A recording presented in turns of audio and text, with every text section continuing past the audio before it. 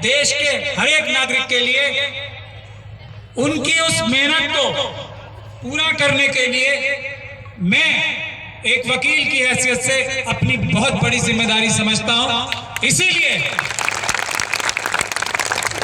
गोंडवाना की इस महान धरती पे, इस धरती के महान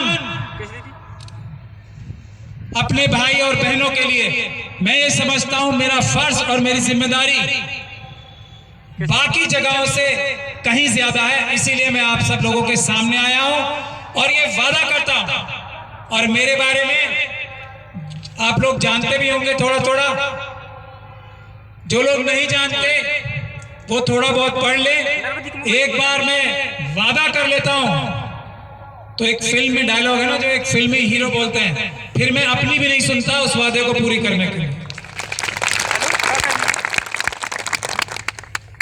अगर आप लोगों को, अभी मुझसे पहले आपको बताया, करोड़पति बनना है, नहीं गलत बोल गया, अगर आप लोग जो करोड़पति हो, प्रदेश के सभी ट्राइबल और शेड्यूल कास्ट के लोग,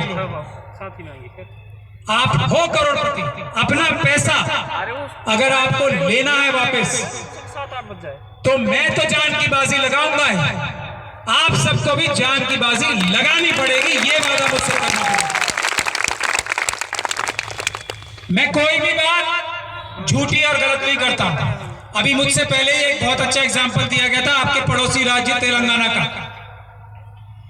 10 लाख देने का वादा किया ना चीफ मिनिस्टर साहब ने, दिए, देना शुरू कर दिए, अपनी जेब से दिए नहीं, आप लोगों का ही पैसा था, वो वहां थोड़ा संघर्ष किया तो मिलना शुरू हो गया।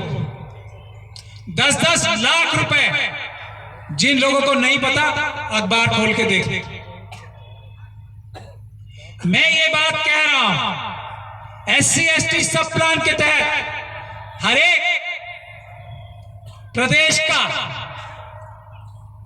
SC और ST परिवार करोड़पति है। यदि मैं झूठ बोल रहा हूं तो मुख्यमंत्री, चीफ सेक्रेटरी साहब, आपके क्षेत्र के DM साहब, यहां जो ये सरकारी अफसर यहां बैठे हैं, खड़े हो और बताएं मैं झूठ बोल रहा हूं।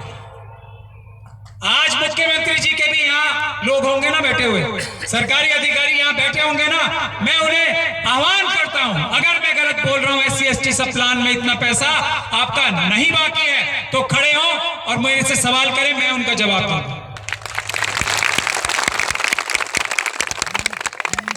हमने चिट्ठी लिखी चीफ मिनिस्टर साहब को, चीफ सेक्रेटरी साहब को, क्यों जवाब नहीं दिया?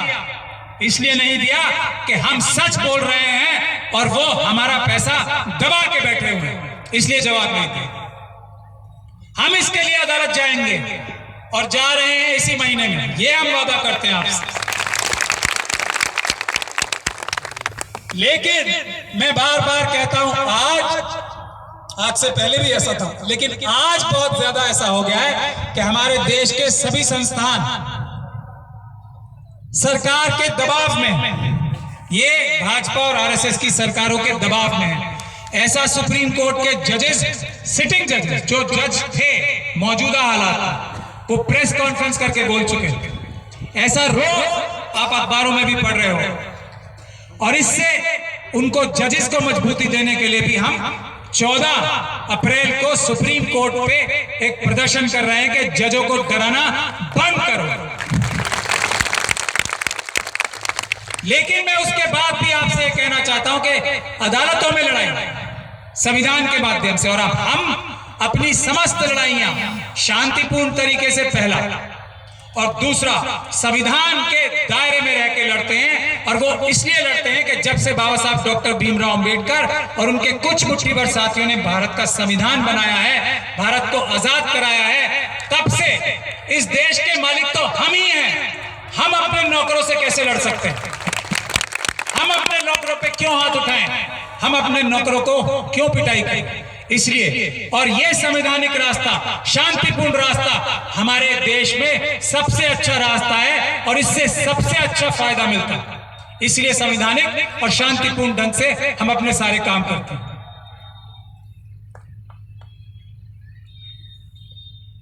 मैंने नौकर इसलिए कहा, गलत नहीं कहा है, अभी बताता हूं आपको। लेकिन अदालतों में सिर्फ 20% आपको न्याय मिलने की उम्मीद है, आपका हक मिलने की 20% उम्मीद है।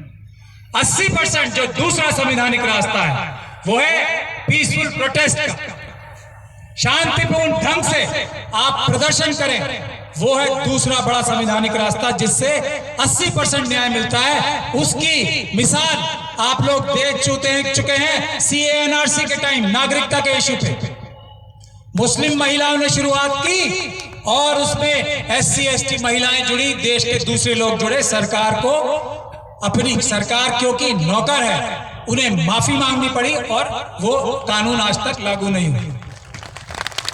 हम लोगों ने तब भी सुप्रीम कोर्ट में डाल रखी थी दरखास्त, लेकिन अगर वो प्रदर्शन ना होते, सुन लीजिए ध्यान से, तो न्याय नहीं मिलता। अदालतों के भी हाथ मजबूत होते हैं, अदालतें भी निष्पक्ष फैसला देने के लिए ज्यादा मजबूत अपने आप को महसूस करती हैं यदि जनता, जो कि जजेस की भी मालिक है। मैं